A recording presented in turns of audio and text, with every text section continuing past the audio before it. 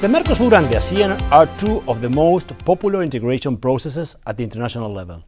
The first one was built in 1991 and the later in 1967.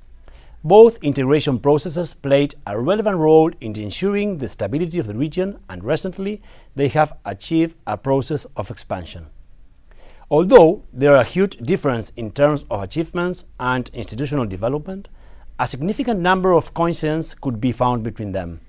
For example, the targets, the creation of a free trade zone, the implementation of a common market, the role of the two processes in generating other preferential agreements and in promoting productive chains, as well as the role that the two integration processes play in the international and regional political sphere.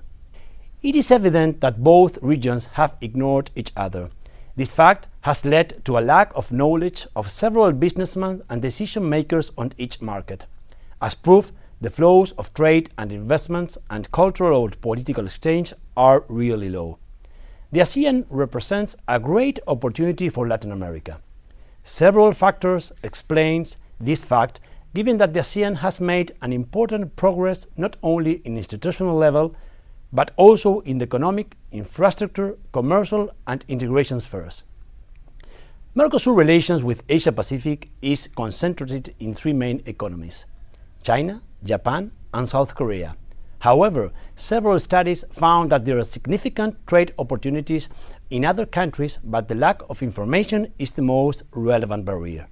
On the other hand, the Mercosur has not been successful in its commercial insertion strategy in Asia-Pacific. Its commercial relationship is concentrated in China. It has generated benefits, but this fact also represents a threat, especially when this country is changing its development strategy model, which is already affecting the growth of Latin America. In this context, and taking into account the poor economic performance of Japan and the Republic of Korea, it is imperative to have more and better information to access to new markets in the ASEAN, as well as to attract investments from these countries in the Mercosur. The diversity of the mentioned bloc in terms of its systems of government, culture, history, geography, productive structures, commercial policy, religion, and foreign relations transform it into a complex market for entrepreneurs, which make necessary to have useful information for the decision-making process. In order to bring closer relations between the two regions, the Mercosur-ASEAN Chair was created in 2016 with these targets: to create a space of reflection for the academic, business and governmental sectors that promotes the deepening of the economic and trade relations, to provide useful information for the decision-making processes in the private sector, and to encourage the application of public policies that improve business environment. The chair was founded by the Católica University of Uruguay through the Department of International Business and Integration, and also by the Mercosur-ASEAN Chamber of Commerce, which were later joined by the Argentina University of Business, UADE, and the Universitas Pelita Harapan, UPH of Indonesia. Within the framework of the chair, the main activities are training courses about business with ASEAN, seminars and conferences, regular reports on trade between Mercosur and ASEAN, consultancies, cooperation among universities of the two regions, activities representing the Mercosur-ASEAN Chair and the business trips, and to promote the relation with embassies. Returning to the bi-regional relationship, it is important to highlight the importance of the Asia-Pacific region, in which ASEAN is inserted. Considering that it accounts for 55% of the world population, in addition, it is expected that by 2030 it will represent 66% of the world's middle class and 59% of global consumption. It is in Asia-Pacific where the gravity center of the global growth and the trade is located. Taking into account the population growth of Asia-Pacific, which is expected to continue to go up, it is important to take into account that food security is a challenge for these countries. Behind the Asia-Pacific region, Southeast Asia and specifically ASEAN are identified as a region of importance by Mercosur. Talking about population, the fact is that ASEAN ranks third after China and India. In 2017, represented 8.6% of the world population. This upward trend is expected to deepen.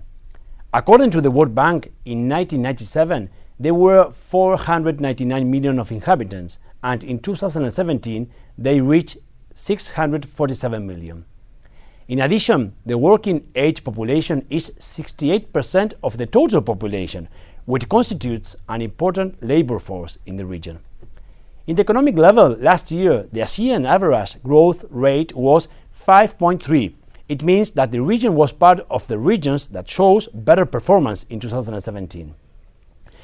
The 10 members of the ASEAN are relevant imports of food. It is worth noting that in 2017, and when considering only food, ASEAN imports reached to more than $100 billion. This amount is higher than the total export of Colombia plus exports of Argentina. But at the moment, it's a small portion of total import of ASEAN, only 11% of total imports.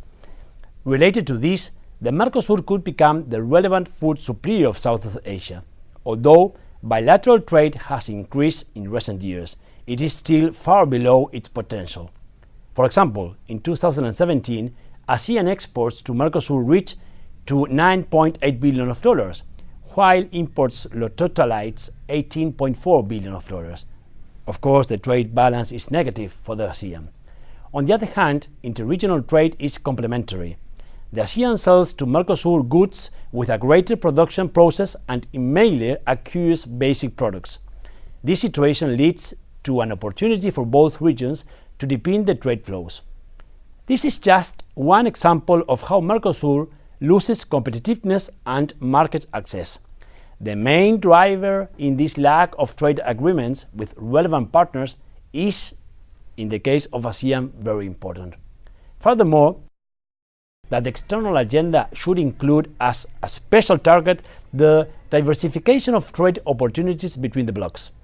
In the case of Mercosur, new opportunities could emerge from exporting processed goods and also from trading services, always important. In the case of the ASEAN, the bloc could become a main supplier of inputs and goods with some degree of technological contents.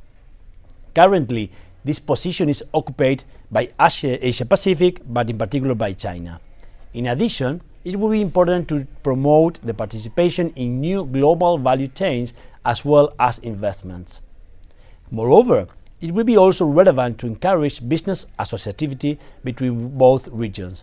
For doing this, the information becomes significant. Not only mutual knowledge, but also the way of doing business and the implementation of good practices. Last but not least, it is central to have cooperation agenda and to keep in mind that the lack of trade agreements means a barrier to implement this agenda and that the Mercosur will be relegated.